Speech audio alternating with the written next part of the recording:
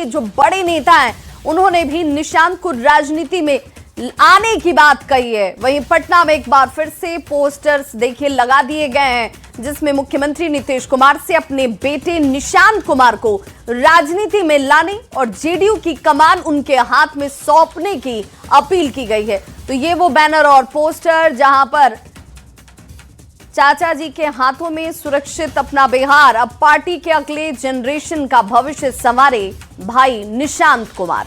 इस तरीके के बैनर और पोस्टर से राजधानी पटना इस वक्त पटी हुई है और जेडीयू की तरफ से लगातार जो कार्यकर्ता हैं, नेता हैं, वो ये कहते रहे कि अब जेडीयू की कमान जो है वो युवा हाथ निशांत कुमार में जानी चाहिए और नीतीश कुमार इसकी पहल करें। नेता और कार्यकर्ता लगातार ये कह रहे हैं कि निशांत जो है वो राजनीति में सक्रिय हों और जेडीयू की कमान संभालें और अपनी मन की बातों को जेडीयू के कार्यकर्ता जो हैं वो कभी पोस्टर के जरिए तो कभी जो है वो सोशल मीडिया पे बातों को लिख के अपनी बातों को रख रहे हैं। एक बार फिर से देखिए ये पोस्टर लगाया गया है।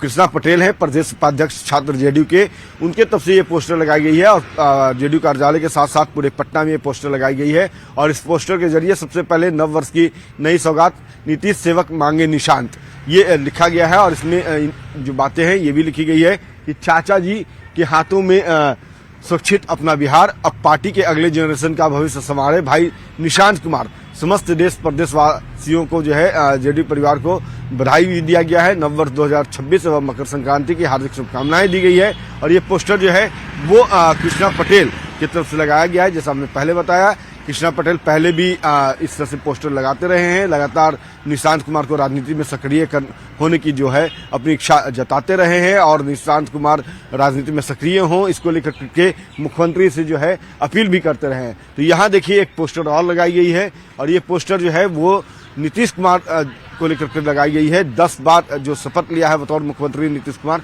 तो उनकी तस्वीरें भी यहाँ पे लगाई गई है। हर बार की तस्वीर देखिए और इसमें लिखा गया है कि 10 टाइम्स सीएम नीतीश कुमार आजाद भारत का प्रथम नागरिक है जिन्होंने 10 बार मुख्यमंत्री के तौर पर शपथ ली है। और ये सभी तस्वीर यहाँ पे देखने को मिल रही है। नीतीश कुमार जो है अपने नेताओं कार्यकर्ताओं की जो मांग है उसको क्या गंभीरता से लेंगे, क्योंकि अब तक नीतीश कुमार जो है वो परिवारवाद से दूर रहे हैं। तो ऐसे में देखना यही है कि अब चूंकि कार्यकर्ता और नेताओं की इच्छा है कि निशांत जो है वो जेडीयू की बागडोर संभाले, तो क्या नीतीश कुमार जो है अपने नेताओं कार्यकर्ताओं की इच्छा को पूरा करेंगे, उनकी बातों को वो मानेंगे। कैमरा पर्सन संत के साथ अमित कुमार, न्यूज 18 पटना। और बड़ी खबर झारखंड के हजारीबाग से सामने आ रही है जहां पर जेल प्रशासन की बड़ी लापरवाही देखने को मिली है। केंद्रीय कारा से 3 कैदी फरार बताए जा रहे हैं। लोक नायक जयप्रकाश नारायण जेल जहां से ये कैदी फरार हो गए। फरार कैदी धनबाद वासेपुर के बताए जाते हैं। केंद्रीय कारा के अधीक्षक चंद्रशेखर ने इसकी पुष्टि भी कर दी है। फरार कैदी को पकड़ने के लिए हालांकि घेराबंदी शुरू की गई है। हाई सिक्योरिटी के बाद भी आखिर कैदी फरार कैसे हो गए, ये बड़ा सवाल। जेल प्रशासन पर अब लापरवाही को लेकर सवाल उठने शुरू हो गए। और संवाददाता सुशांत सोनी हमारे साथ इस वक्त ज्यादा जानकारी के साथ फोन लाइन पर जुड़ गए हैं। सुशांत, जेल प्रशासन की तरफ से कोई बयान सामने आया, आखिर ये किस वक्त की घटना है? जी आपको बता दें अगर बयान की हम बात कर ले तो जो जेल के सुपरिटेंडेंट जो जेल के सुपरिटेंडेंट है चंद्रशेखर सुमन, उन्होंने सिर्फ पुष्टि की है कि हाँ कैदी जो है फरार हो गए। कैसे फरार हुए हैं और कहां से फरार हुए इसकी जानकारी अभी तक नहीं आ पाई है। लेकिन हाँ जो लापरवाही की बात कही जा रही है या 5 स्तरीय जो सुरक्षा होती है, हाई सिक्योरिटी जेल से फरार होना अपने आप में सवाल खड़ा करता है। और हालांकि इसको लेकर जो है जेल प्रशासन अलर्ट मोड पर चला गया है। इसकी जो है खोजबीन जारी है। जी लेकिन सुशांत, सवाल तो ये है कि अगर उस चाक चौबंद 6 लेयर सिक्योरिटी जोन को तोड़कर भी अगर कैदी फरार हो सकते हैं तो फिर ये भगवान भरोसे है क्या? जी बिल्कुल, आपने सही कहा कि जिस तरीके से हाई सिक्योरिटी से 3 कैदी फरार हो जाना यह काफी जो है कहीं ना कहीं एक लापरवाही को दर्शा रहा है। लेकिन जिस तरीके से पूरी मामले जो सामने आई है, जो 3 जो कैदी है वो धनबाद के बताए जा रहे हैं, आखिर कैसे फरार हुए। पिछले दिन जो है प्रशासन अलर्ट हुई थी। अलर्ट होने के बाद जो है वहां पर पुलिस प्रशासन भी विशेष जांच लगाई थी। जो अंदर बाहर आ जा रहे थे उन पर जो है कई तरह की निगरानियां रखी जा रही थी। लेकिन ऐसे में फरार होना या अपने आप में सवाल निशानियां जो है कई तरह के जो है वो खड़ा करा। लेकिन देखने वाली ये भी बात होगी कि प्रशासन क्या करती है, कब तक उनको पकड़ती है और इस पर जो आगे का जो प्रशासन की कार्रवाई है। इन तीनों कैदी को लेकर क्या जानकारी आ रही है, किस मामले में इन्हें पकड़ा क्या था? जी, फिलहाल की अगर बात कर ले तो इनका सभी की जो जानकारी है वो गुप्त रखी गई है। किसी तरह का जो है वो जानकारी सामने नहीं आ रही है। जैसे ही हम लोगों के पास जो इसकी जानकारी सामने आती है जो साझा किया जाएगा। बहुत बहुत शुक्रिया सुशांत सोनी इस तमाम जानकारी के लिए। जमुई के चिलवा हॉल्ट पर मालगाड़ी हादसे के बाद अब झाझा जसीडीह रेलखंड पर डाउन लाइन के बाद अप लाइन पर भी परिचालन को बहाल कर दिया गया है। बीती रात 3:10 पर अप लाइन पर गुड्स ट्रेन को चलाकर ट्रायल किया गया और इसके बाद अप लाइन पर यात्री ट्रेनों का आवागमन भी बहाल कर दिया गया। और देखिए यही वो ट्रायल की तस्वीर है जहां पर अपलाइन पर गुड्स ट्रेन को दौड़ाया गया और उसके बाद सारी व्यवस्थाएं मुकम्मल हैं। इसको सुनिश्चित करने के बाद यात्री ट्रेन की रवानगी इस ट्रैक से शुरू हो चुकी है। बताते चलें कि शनिवार की रात सीमेंट लदा हुआ मालगाड़ी और उसके 19 डिब्बे जो हैं वो बेपटरी हो गए थे और यही वजह है कि अप और डाउन दोनों ही लाइन पर आवागमन बाधित था, लेकिन अब एक बार फिर से ये आवागमन सुचारू हो चुका है।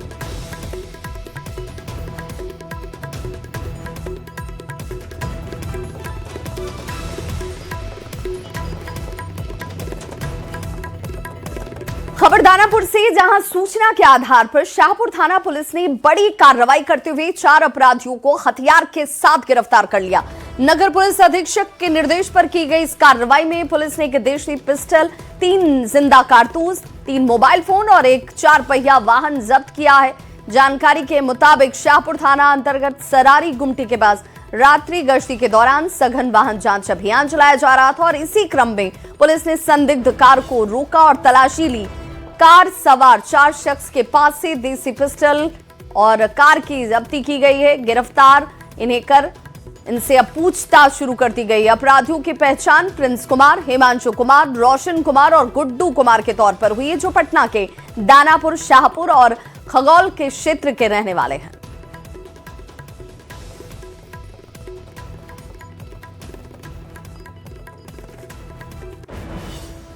पुलिस को गुप्त सूचना मिली थी कि कुछ अज्ञात अपराध कर्मी किसी आपराधिक घटना की योजना बना रहे हैं, तो उसी क्रम में जो एक सघन वाहन चेकिंग लगाई गई थी सरारी गुमटी के पास, जो शाहपुर थाना क्षेत्र के अंतर्गत आता है, जिसमें एसएचओ शाहपुर और उनकी टीम द्वारा जब एक वाहन BR01 HC 3349 को जब पकड़ा गया तो उस पर से 4 व्यक्ति गिरफ्तार हुए और जब उनकी विधिवत तलाशी ली गई तो उनके पास से एक देसी पिस्टल और 3 जिंदा कारतूस बरामद किए गए और इसके अलावा वाहन और 2 मोबाइल फोनों को जब्त कर लिया गया है।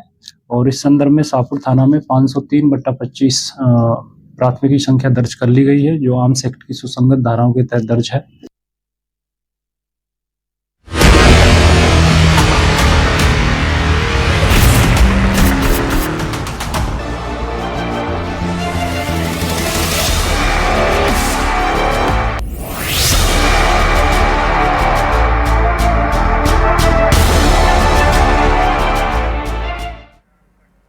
और अब बात सर्दी के सितम की, तो बिहार में कड़ाके की ठंड का सितम लगातार देखने को मिल रहा है। कोहरे के बीच अब सर्द हवाओं के साथ कड़ाके की ठंड लोगों के जीवन को अस्त व्यस्त कर रही है। अगले 6 दिन तक मौसम का मिजाज बताया जा रहा है कि यूं ही देखने को मिलेगा।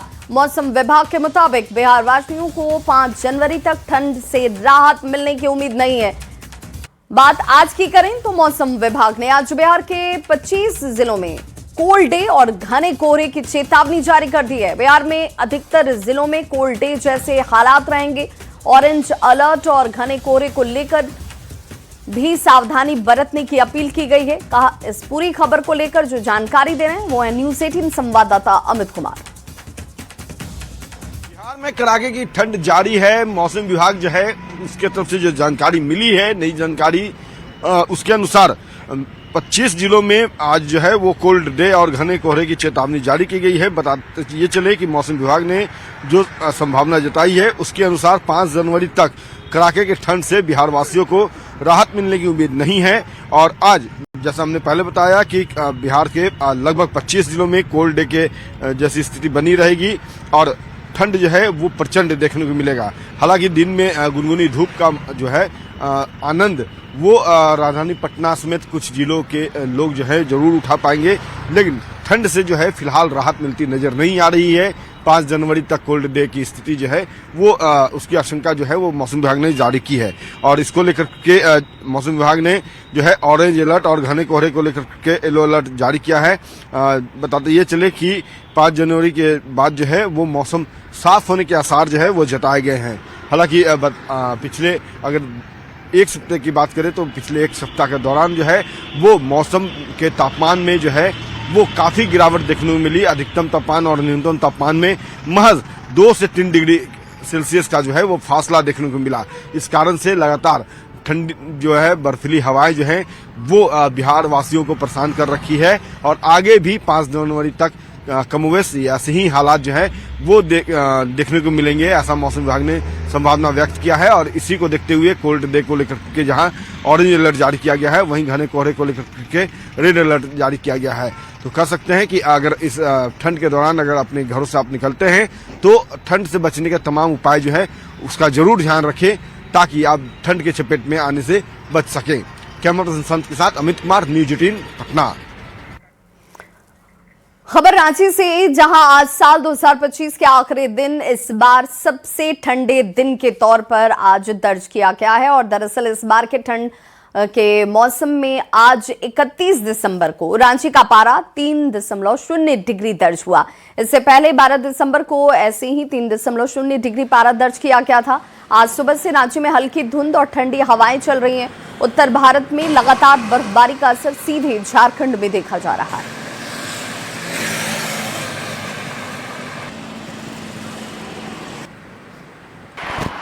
साल का आखिरी दिन, जैसे मौसम भी खुद को तारीखों में दर्ज करने के लिए बेताब हो, यानी आज बता दें कि राजधानी रांची में आज साल का सबसे ठंडा दिन है।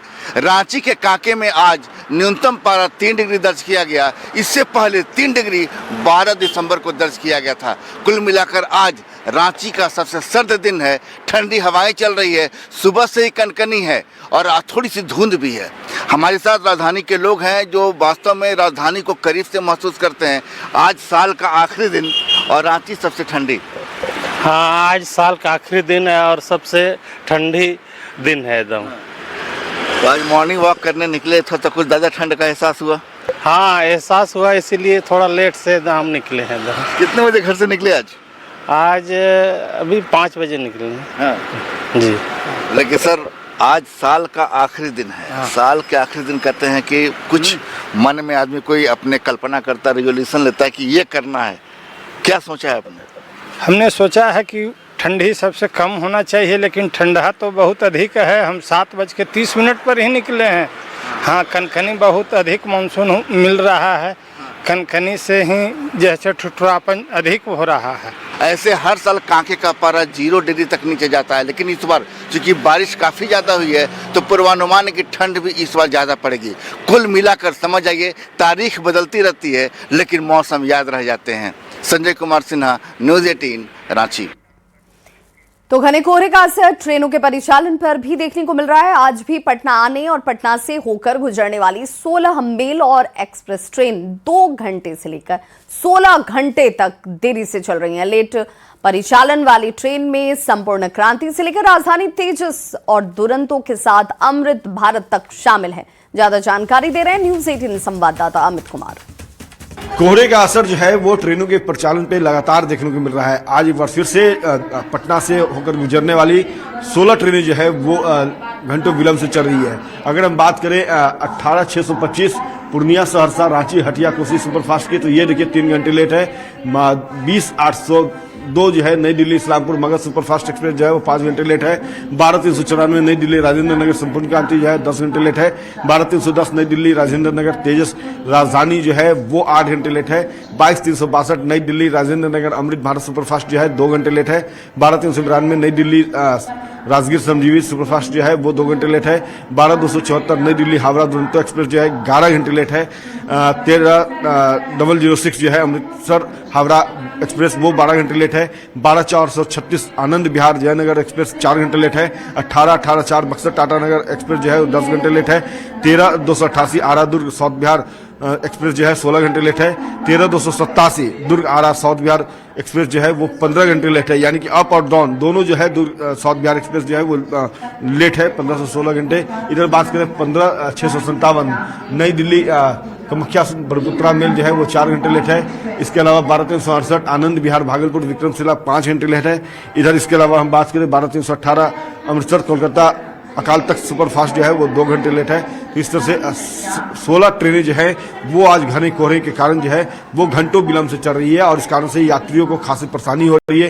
हालांकि रेल मंत्रालय लगातार ये कोशिश कर रहा है कि ट्रेनों की लतीफी जो है उसमें सुधार किया जाए, ट्रेनों को समय से उनका परिचालन किया जाए, लेकिन घने कोहरे का असर जो है वो ट्रेनों के परिचालन पर लगातार देखने को मिल रहा है। कैमरा पर्सन संत के साथ अमित कुमार, न्यूज 18 पटना।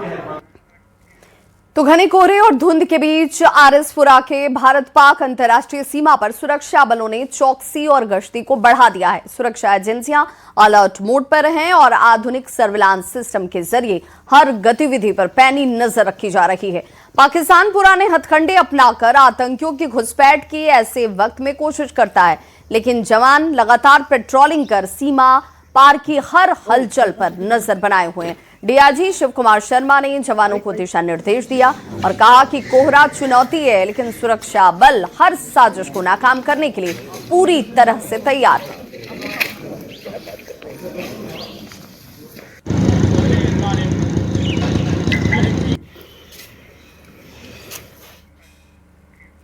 खबर मधेपुरा से, जहां नए साल को लेकर प्रशासन पूरी तरह से अलर्ट मोड में है। शांति बनाए रखना, सुरक्षा और कानून व्यवस्था को शहर में कैसे सुनिश्चित किया जाए, इस मकसद से एएसपी के नेतृत्व में वाहन जांच अभियान चलाए जा रहे हैं। सदर थाने में बड़ी संख्या में पुलिस बल की तैनाती की गई और वाहन जांच अभियान के तहत देखिए शहर के मुख्य चौक चौराहों और संवेदनशील इलाकों में वाहनों की सघन जांच की जा रही है। साथ ही किसी भी तरह की संदिग्ध गतिविधि पर विशेष नजर है। नियमों का अगर आप उल्लंघन करेंगे तो आपके खिलाफ सख्त कार्रवाई करने के आदेश और निर्देश दोनों हैं।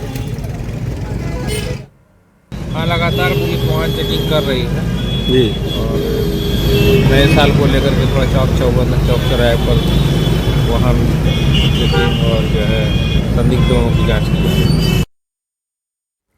तो वहीं शेखपुरा में भी नए साल के आगमन को लेकर जिला प्रशासन सतर्क है। 1 जनवरी को पिकनिक स्पॉट्स पर जुटने वाली भीड़ और उसको लेकर सुरक्षा के लिए जिला प्रशासन की सतर्कता नजर आती है। डीएम और एसपी ने पिकनिक स्पॉट्स पर निरीक्षण किया और अधिकारियों को नियमों को लेकर जानकारी भी दी और कर्मियों को आवश्यक दिशा निर्देश देने के साथ लोगों के लिए ये नया साल किसी भी तरीके से सुरक्षित रहे, ये सुनिश्चित करने की बात कही गई। किसी शहर की खूबसूरती में पार्क का भी एक महत्वपूर्ण भूमिका होती है। जब 2025 की विदाई होने वाली है और 1 जनवरी आने वाला है, वैसी स्थिति में देख लीजिए श्यामा सरोवर पार्क की खूबसूरती को लेकर जिला पदाधिकारी एसपी स्वयं निरीक्षण किए हैं, कई तरह के डायरेक्शन दिए ताकि भीड़ भाड़ अगर ज़्यादा हो जाए तो क्या क्या सावधानियां बरतनी है। बिल्कुल सही सकारात्मक जिला प्रशासन की सोच भी है, क्योंकि बहुत सारे लोग आते हैं, बहुत सारे परिवार के लोग यहाँ घूमने टहलने आते हैं इस पार्क में, इसलिए सारी सुविधा भी उपलब्ध कराई गई है। कहा जा रहा है कि इस पार्क के अंदर जो भी कमियां हैं, नया साल के उपलक्ष्य में काफ़ी संख्या में लोग जो भी टूरिस्ट प्लेस है उसको देखने के लिए लोग आते हैं। तो उसी में जो है हम लोग को भी ये जो विगत वर्ष भी जो हम लोगों ने देखा था कि श्यामा सरोवर पार्क और बिरंडा पहाड़ पर जो है काफ़ी संख्या में सैलानी लोग आते हैं और पूरे फैमिली के साथ लोग जाते हैं। उसको देखते हुए हम सभी लोग जो है सुरक्षा व्यवस्था के लिए हम लोग आकलन कर रहे हैं और पर्याप्त संख्या में पुलिस बल और पदाधिकारी तथा दंडाधिकारी की प्रतिनियुक्ति हम लोगों के द्वारा की जाएगी। भी सुंदर रहेगा। बिल्कुल, ये पार्क पूरे शेखपुरा के लिए एक महत्वपूर्ण एसेट है जहाँ पे हमारी पब्लिक आती है। आज का जो दौरा था वो विशेषकर ये था कि 1 तारीख को यहाँ पर काफ़ी भीड़ की आशंका है, तो हम और एसपी साहब ये देखने आए थे कि यहाँ जो व्यवस्था है वो उचित है। संबंधित को निर्देश दिया गया है क्योंकि काफ़ी ज़्यादा संख्या में क्राउड आने की आशंका है, तो हम लोग ये सुनिश्चित कर रहे हैं कि क्राउड मैनेजमेंट उचित तरीके से हो और 1 तारीख को कोई भी हादसा जैसी कोई घटना हम लोग को ना मिले। और सर विशेष व्यवस्था है कि इस पार्क के अंदर जो भी कमियां हैं उसे भी दूर किया जाएगा ताकि शहर के लोगों को एक अच्छा माहौल, शांत वातावरण मिल पाए। अजीत कुमार सिन्हा, न्यूज 18 शेखपुरा।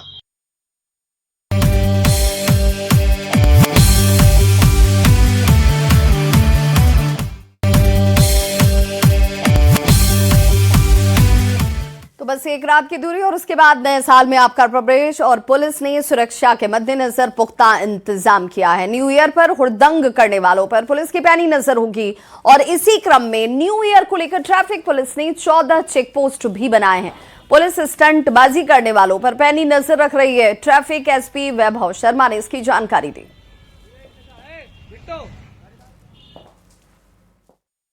31 की रात और एक की रात, उसके लिए हम लोग स्पेशल टीम बनाए हुए हैं, जो कि ना केवल मरीन ड्राइव पे, इवन आर ब्लॉक गोलंबर के आसपास, उसके अलावा अटल पथ पे, जहाँ भी रोड पे ज़्यादा स्पीड से लोग बाइक चलाते हैं वहाँ पे हम लोग डिप्लॉयड रहेंगे। वहाँ पे ब्रेथ एनालाइजर के साथ भी टीम रहेगी और स्पीड गन के साथ भी हम गाड़ी का डिप्लॉयमेंट कर रहे हैं। जो भी लोग रैश ड्राइविंग करने का प्रयास करेंगे उन पे हम लोग ना केवल फाइन की कार्रवाई करेंगे और डेंजरस ड्राइविंग करने के केस में उन लोगों का हम लोग गाड़ी जब्त भी कर सकते हैं।